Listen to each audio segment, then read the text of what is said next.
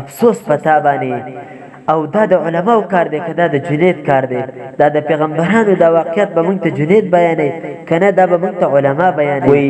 چې شیخ ابو حسن اسحاق سواتی څوک دی شیخ ابو حسن هغه سړی دی چې ستاسو بدعات یې بند کړو ستاسو خرافات یې بند کړو تاسو چې د خلکو نه کومې طریقې سره جب لټکاو هغې در باندې بند کړو صحیح منهج او صحیح لارې خلکو ته وښوده په داسې عالم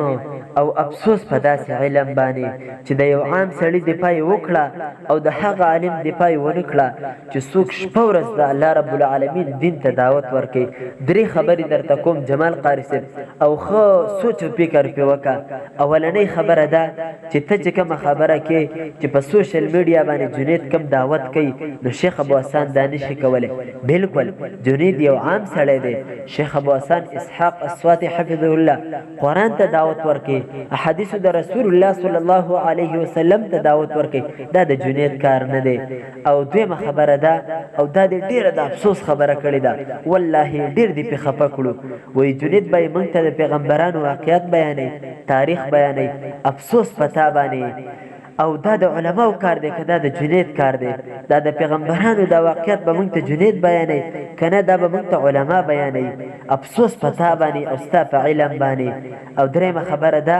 وایي چې شیخ ابو حسن اسحاق سواتی څوک دی شیخ ابو حسن هغه سړی دی چې ستاسو بدعات یې بند کړو ستاسو خرافات یې بند کړو تاسو چې د خلکو نه کومې طریقې سره جب لټکاو هغې در باندې بند کړو صحیح منهج او صحیح لارې خلکو ته وښوده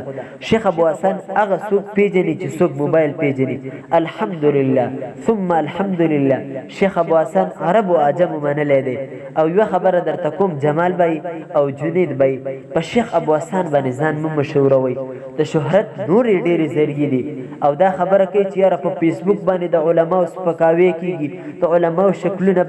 بدلیږي دا شیخ ابو حسن عالم نه دی خو ستا د پالټۍ نه دی که چېرته دا ستا د پالټۍ وې نو تا به دومره صفتونه کولی افسوس په تا باندې او ستا په علم باندې د قرآن او د سنت دعوت وکړه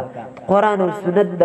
نشر و اشاعت سوچ وکړه دا ته چې کومې خبرې کې نو دا خو عامیان هم کوي په تا او په عامیانو کې کم فرق دی ته نن د عام سړي دفاع کوې د هغه عالم دفاع نه کوې چې شپه ورځ د قرآن او د سنت دعوت کوي ای عوام ورونو دا تشې منګړتې قصې بیانوي دا صرف او صرف د اهل الحدیثو په مشایخو باندې ځان مشهورئ نور هېڅ خبره نشته دی الحمدلله ثم الحمدلله د شیخ ابو حسن عقیده ښه برابره ده د هغه په عقیده کې کوټې فرق نشته دی د قرآن او د سنت متبع عالم دی شپه ورځ قرآن او حدیث ته دعوت ورکوي صرف او صرف دا قصور دی د شیخ ابو حسن